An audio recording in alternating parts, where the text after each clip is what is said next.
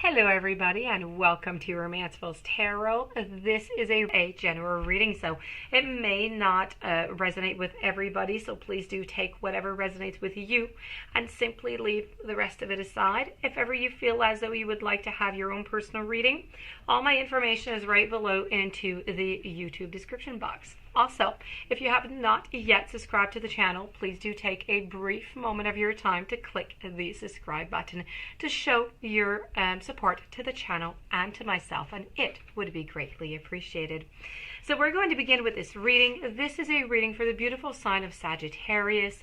This is a channeled reading with, I'm going to call this heaven, because it is with past loved ones, it is with guides, it is with spirits, it's with angels.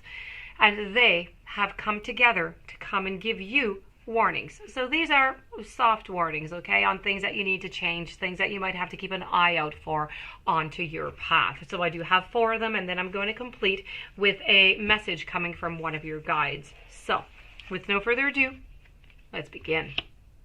We have denial, followed by indecision, relationships, and self-esteem. So let's begin with the very first one up here. Let's begin with denial. This is about acknowledging your fear, but replacing it with the insight of awareness. It is time to open up and to be completely honest with yourself at this present moment. Buried fears and resentments do not die. They merely fester, and they cause what we call disease. Only by bringing them to the surface and examining them in the light of the day with love and compassion are you going to banish them from your life. Now, it may bring you some pain, it may bring you some heartache to reflect upon these situations again, I know, but you're only giving them power if you're suppressing them. The dangerous seeds of denial are going to grow, and they're going to spread, and they're going to manifest unless you uproot them. So you need to examine them, you need to release them, and this is the only way to become whole and healthy. You need to learn not to bury painful emotions in the first place, to deal with them as they come, and to take all the time that you need to neutralize them without hiding them. Your soul wants to live honestly and authentically in the now. So don't hinder it by placing any emotional landmines on its path, okay? So let's move on over to your second message here. This is all about indecision. So this is about using your intuition in all aspects of your life here. Your soul is spirit, and spirit manifests in this physical dimension. Now, even though you may feel limited by the constraints of your body, your connection to the infinite wisdom of the universe is always available to you. It's always available to you in the form of intuition. You need to listen to it, though. You are never alone when making any decision. Spirit always wants the best for you, and by listening to your inner voice, you're going to be guided, but all the time, to the proper outcome. All you have to do is ask. The expectation of others is really just a simple illusion. We need to forget about that. You were not born to listen to fear. You were taught to listen to it. You need to visualize any decision in your life as a fork in the road. How does your body react when you imagine your travels down each path? At first glance, you may look, you may look easier to traverse, let's say, the destination.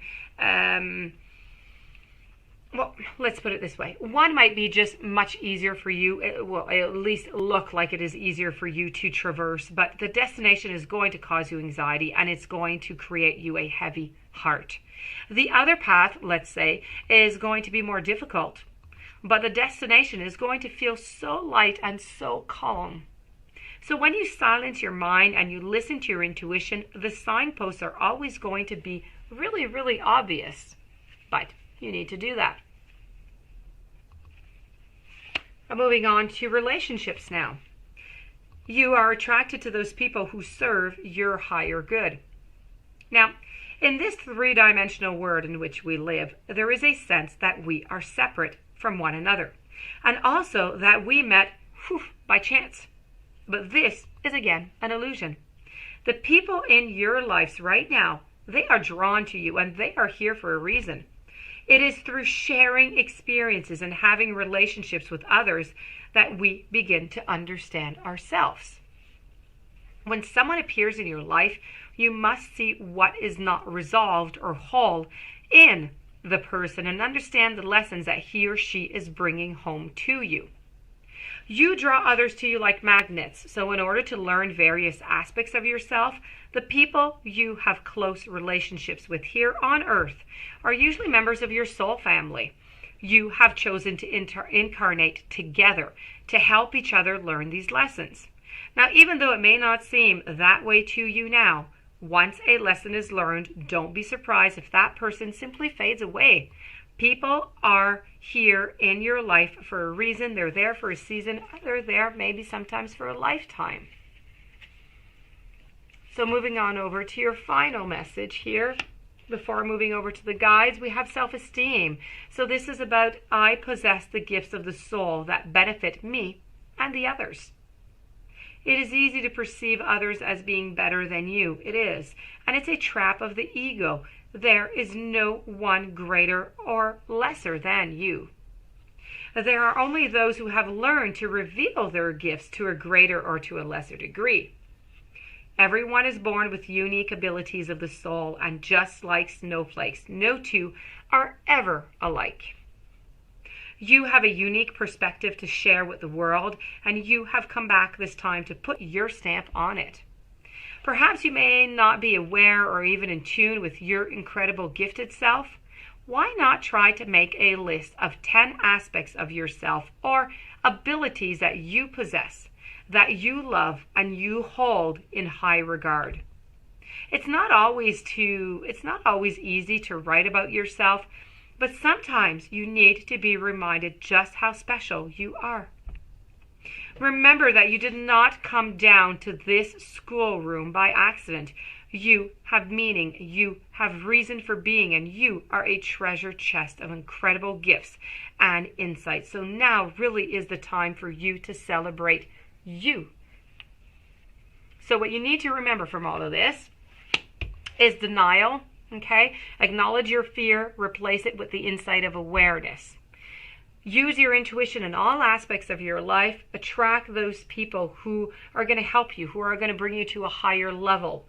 Self-esteem, you possess the gifts of the soul that benefit you and the others. So now we're going to move on over to your guide message. And your guide message is all about forgive yourself. Now, it's important to forgive yourself when you make errors. Living with the guilt of past deeds, it blocks your energy of the future. And each soul progresses in its own time. But when you don't allow yourself to forgive, you're really shutting off the heart and telling the universe that you're just not worthy to receive. And if you've caused pain to another, it's imperative to apologize to them, in addition to forgiving yourself. The guides can't stress enough the importance of forgiveness, either to yourself or to another. Carrying that negative energy of guilt as well as a negative energy of resentment back to the spirit world causes unwanted karmic entanglements. And not clearing that energy while you're still into this physical dimension before you make your own transition to the spirit, it is a huge source of regret for many souls. So you do need to act now upon that. And this, my dear friend Sagittarius, does conclude your beautiful reading. I do hope that you enjoyed. I do hope that it brought you some interesting insight. If you do have any questions or you would like a reading, all my information is right here below in the description box. Please don't forget to subscribe to the channel. And many blessings to you. We will see each other tomorrow with new messages. Thank you so very much for being there.